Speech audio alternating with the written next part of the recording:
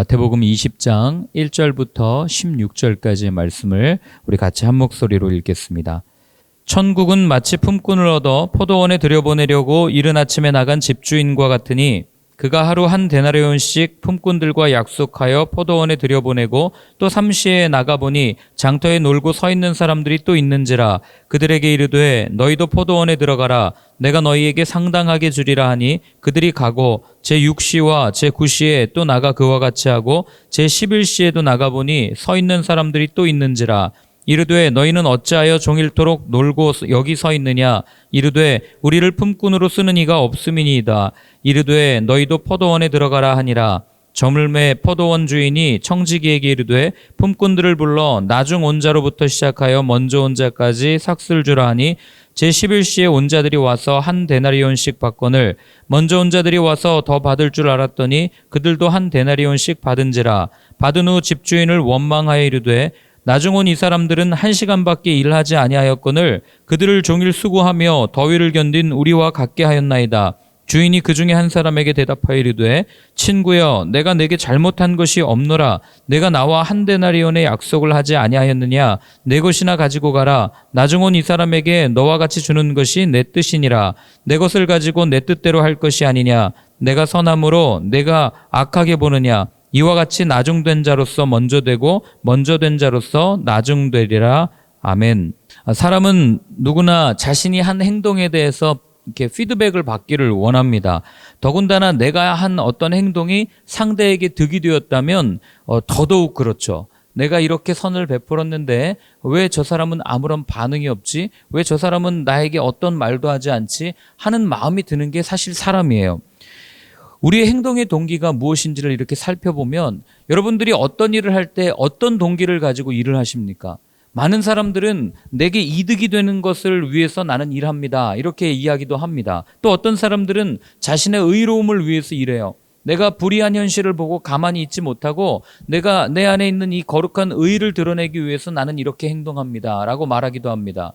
또 어떤 사람들은 당위성을 가지고 일을 해요. 내가 이걸 해야만 해. 내가 반드시 이걸 하지 않으면 누군가 아무도 할 사람이 없어 하는 마음에 어떤 일을 하기도 합니다. 또 어떤 사람들은 불쌍하게 여기는 마음, 동정심을 가지고 왠지 내가 도와주지 않으면 힘들 것 같아 라고 하는 그런 마음을 가지고 어떤 행동들을 하기도 합니다. 그런데 결국 이 모든 내가 하는 모든 행동들의 그 중심, 그걸 가만히 보면 거기에는 결국에는 나 자신이 하고 싶은 일들, 내가 담겨 있다는 것을 우리는 알게 되는 거죠. 그래서 결국 이런 모든 행동들이 나의 모습, 나의 삶을 정당화해주는 도구들이 되고 그래서 나는 이런 행동을 했습니다 라고 이야기하는 그런 모습들을 보게 됩니다. 그리고 이런 생각이 강하면 강할수록 내가 의롭게 행동했다, 내가 정당성을 가지고 일을 했다, 내가 어떤 누군가를 긍휼히 여기는 마음을 가지고 일을 했다 하는 마음이 크면 클수록 우리는 더 큰 보상 심리를 가지게 된다는 거예요. 내가 옳아서 이렇게 했는데 왜 세상은 나를 알아주지 않을까? 내가 이렇게 행동했는데 왜 나를 이렇게 대접할까? 하는 마음이 우리 가운데 누구나 다 있기 때문에 그렇습니다. 그런데 이런 마음을 동일하게 가지고 있었던 바리새인들 또 예수님의 제자들을 향해서 예수님께서는 이런 동기로 일을 해서는 안 된다는 것을 오늘 우리에게 알려주시는 거죠. 그것을 구원에 빗대어 그리고 이 포도원 농부, 이 포도원에서 일을 했던 많은 일꾼들의 비유를 통해서 우리에게 말씀을 해주십니다. 자, 우리 1절부터 7절까지를 다시 한번 읽겠습니다.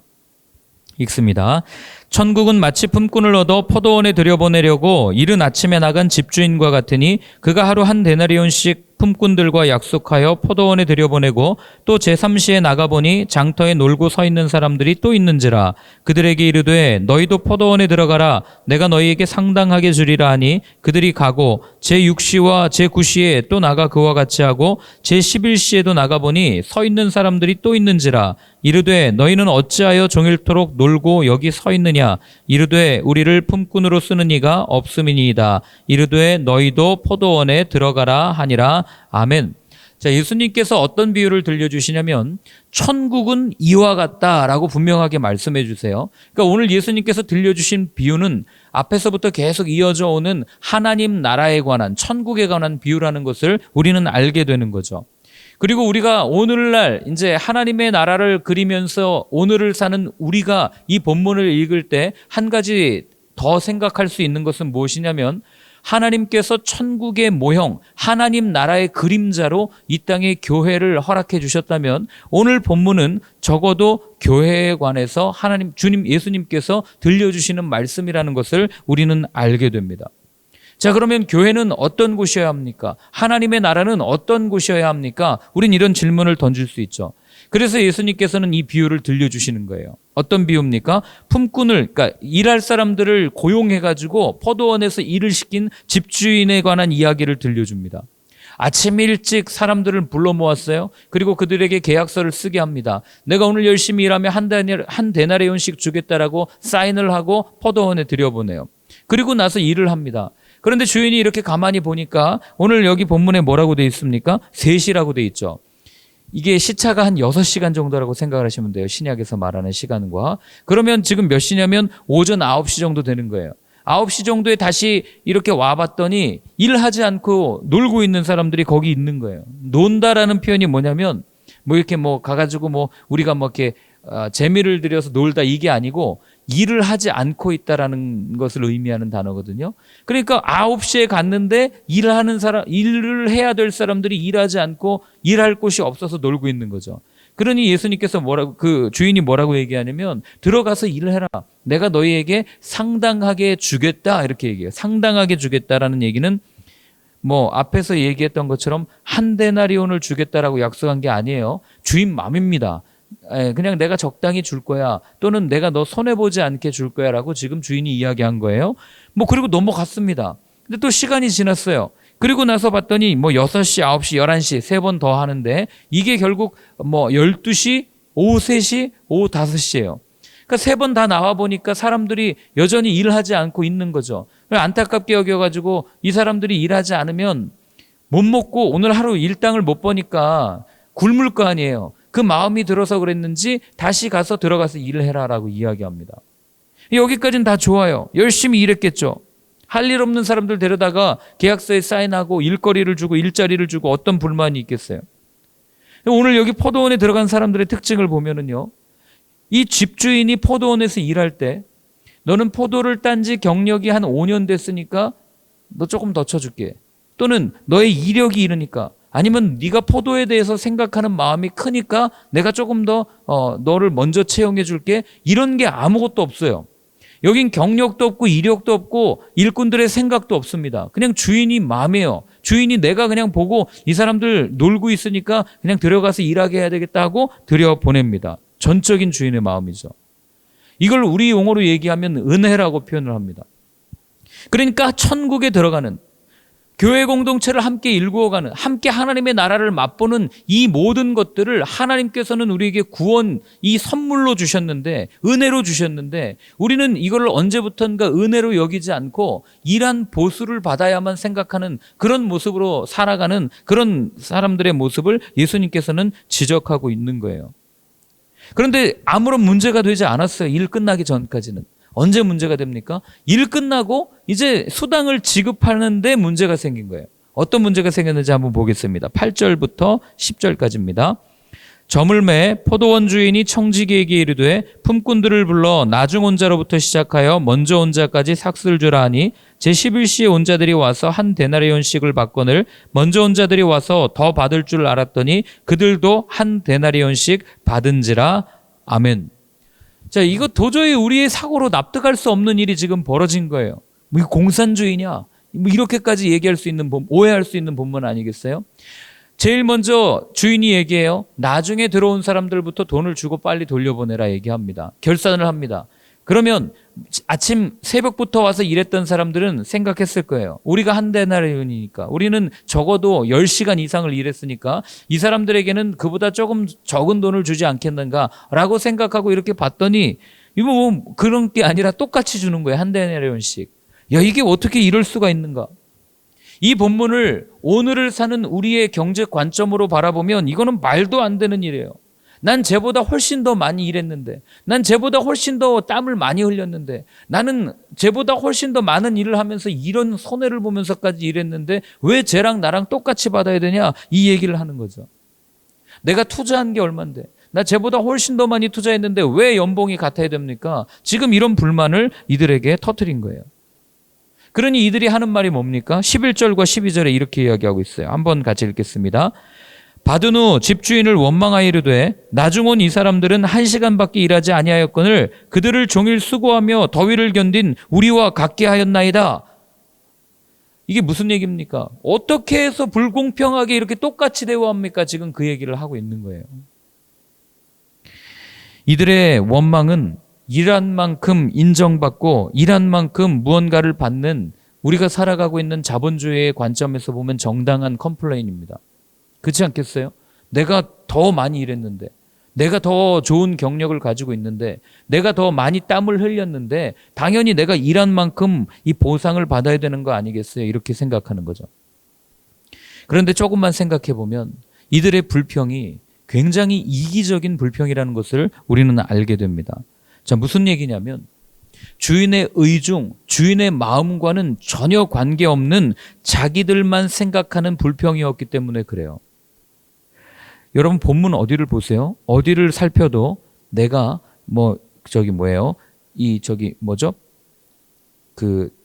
똑같이 주겠다라고 예수님이 얘기한 적 없어요. 그죠? 그렇다고 차등을 두어서 주겠다고 말씀하신 적도 없어요. 그러니까 이런 불평은 내가 투자한 만큼, 내가 땀을 흘린 만큼 내가 받아야 된다는 보상 심리가 이들 안에 깔려 있는 거죠. 요조기까지 딱 예수님의 이야기를 들었던 제자들 또는 바리새인들도 동일한 의문을 품었을 겁니다. 그러면 난 5시에 가서 일하지 1시간만 일하고 내가 한 데나리온 받고 그렇게 선물 받지, 내가 뭐하러 새벽부터 나와가지고 이런 일을 받아, 이런 대접을 받아, 이런 생각하지 않겠어요? 여러분, 이 본문이 말하는 정확한 의미는 어제에서 계속 이어지는 거예요. 그게 무슨 얘기냐면 결국 보상심리라는 거는요, 그 중심에 무엇이 있냐면 내가 있어요. 내가 무언가를 했기 때문에 내가 받아야 되는 거죠. 그런데 오늘 예수님께서 말씀하시는 구원, 예수님께서 말씀하시는 하나님 나라, 예수님께서 말씀하시는 이 마태복음에는 교회라는 단어가 유일하게 나오는 복음서예요.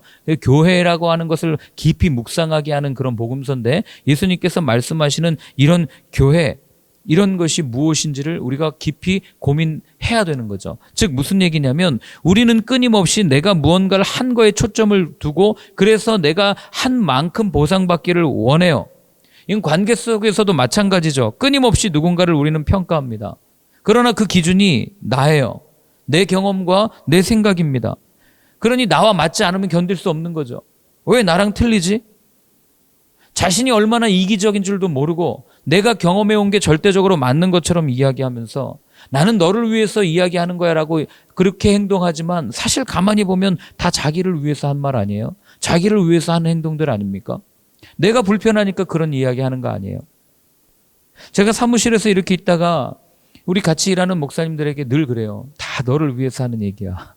이렇게 얘기합니다. 그런데 가만히 생각해보고 제가 어제 이 본문 묵상하다가 야, 이거는 내가 우리 동생 목사님들을 위해서 또는 형님 목사님을 위해서 정말 한 얘기가 아니라 내가 불편하니까 했던 얘기구나, 이런 생각을 어제 하게 된 거죠. 내 기준으로 사는구나. 역시 내 삶의 모든 동력이 하나님의 말씀, 예수님의 사랑이 아니라 나였구나, 이런 것을 끊임없이 깨닫게 된 거죠. 오늘 본문에 나오는 사람들이 그랬어요. 자기 기준으로는 도저히 용납되지 않는 거예요.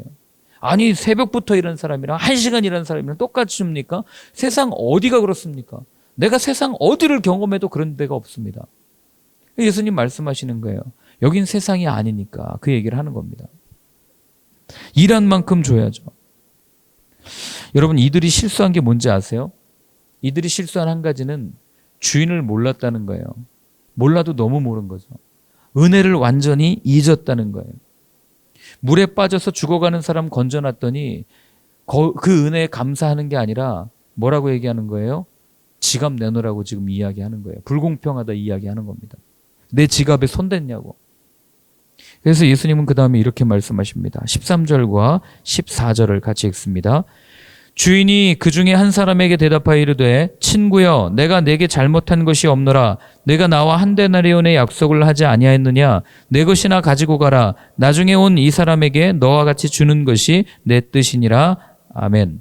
예수님이 한 말씀을 한마디로 줄이면 나는 약속대로 다 했다 이 얘기 좀 하시는 거예요. 약속대로 했다. 니들이 사인한 계약서를 봐라. 그러니 준 것이나 가지고 가라. 아주 매몰차게 이야기하시는 거죠. 이렇게 하는 게 내 뜻이다라고 예수님께서는 말씀하시는 거예요.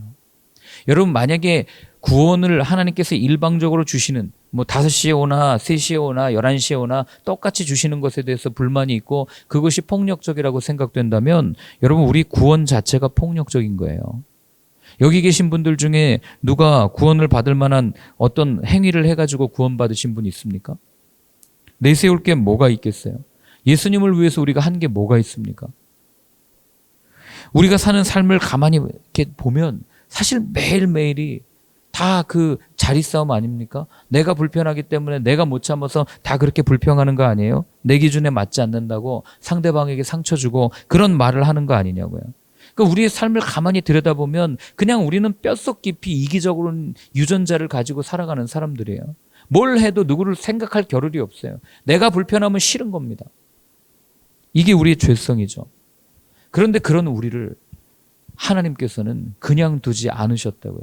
그분의 일방적이고도 그분의 강압적인 방법으로 우리를 건져 올려주셨습니다. 우리가 먼저 그분을 사랑한 게 아니라 그분이 먼저 우리를 사랑했다. 이 이야기를 성경에서 계속 해나가고 있지 않습니까? 구원은 하나님의 일방적인 선물이다. 그러니 여러분 오늘 본문에 나오는 주인의 모습이 폭력적이라고 이야기한다면 나를 구원해 주신 그 하나님 그분 내 구원 역시도 하나님의 폭력이라고 우리는 그렇게 스스로 자기 얼굴에 침 뱉는 것밖에 되지 않는 거예요.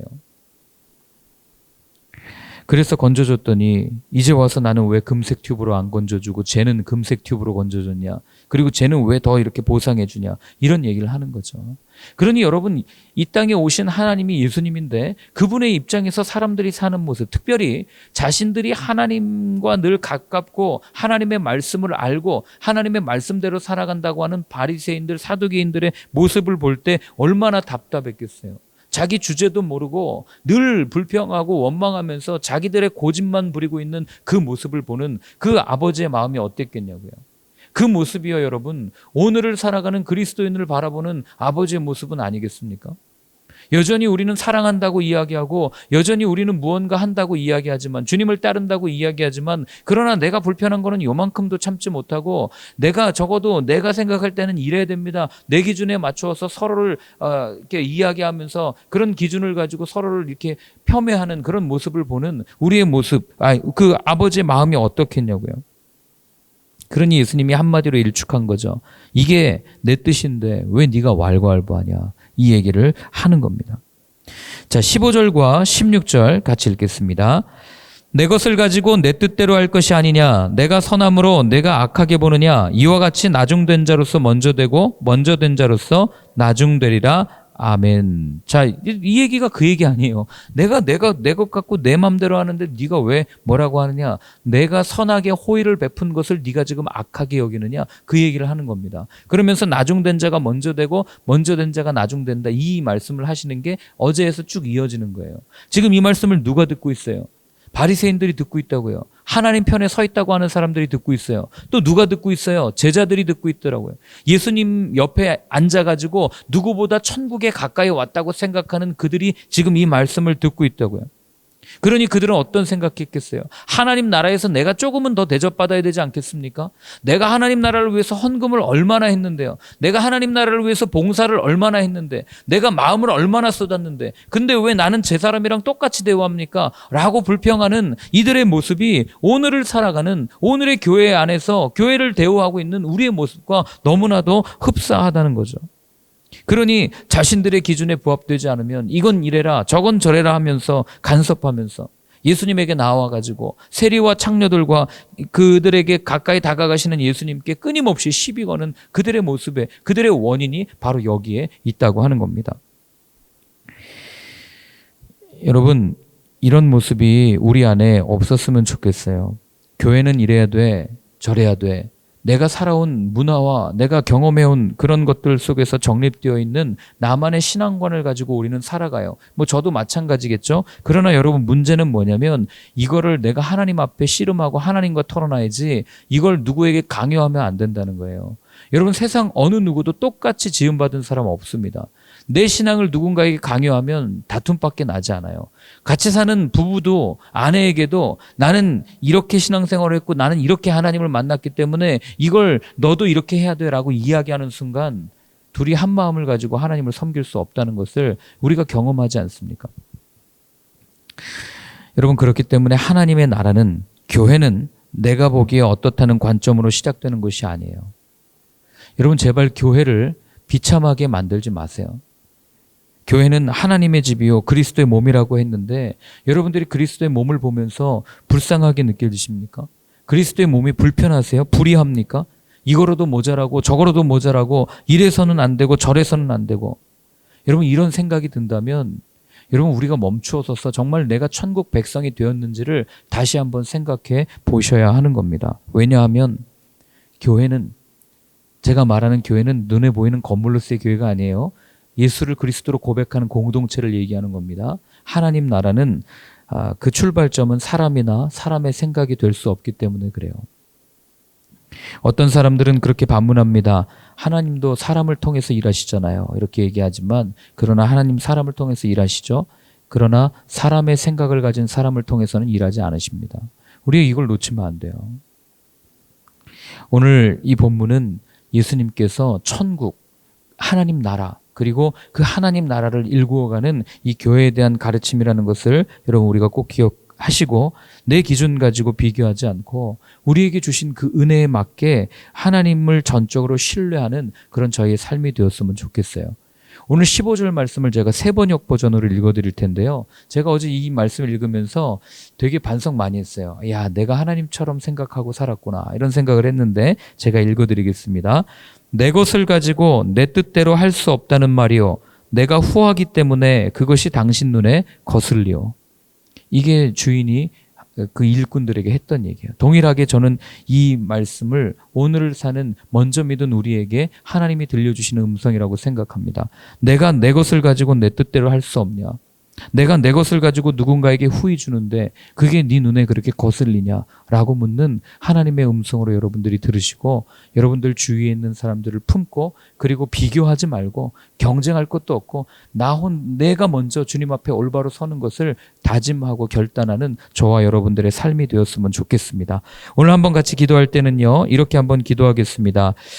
주님, 내게 베풀어 주신 은혜를 알고 감사하는 삶이 되게 하여 주옵소서.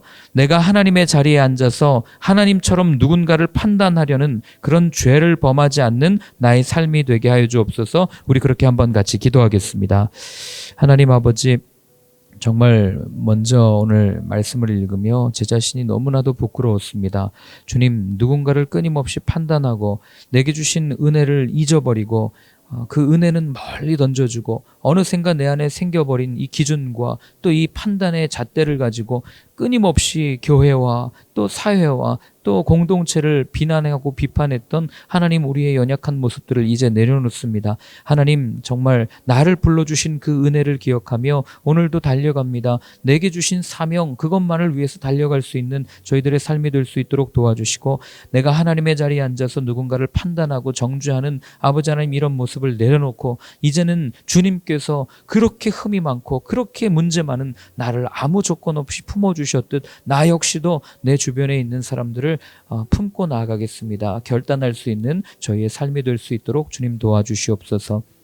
하나님 아버지, 오늘도 부족한 저희들을 아무 말씀 없이 품어주시고 함께 찬양하며 함께 떡을 떼는 말씀의 자리로 또 구원의 삶으로 초청하여 주시니 감사합니다. 하나님이 우리에게 주신 이 은혜 우리가 잊지 않고 살아갈 수 있도록 도와주시고 정말 이 은혜가 너무 커서 내게 실수한 사람도 내게 잘못한 사람도 아무 조건 없이 품고 사랑할 수 있는 저희의 삶이 될 수 있도록 성령님, 우리의 마음 가운데 함께하여 주시옵소서.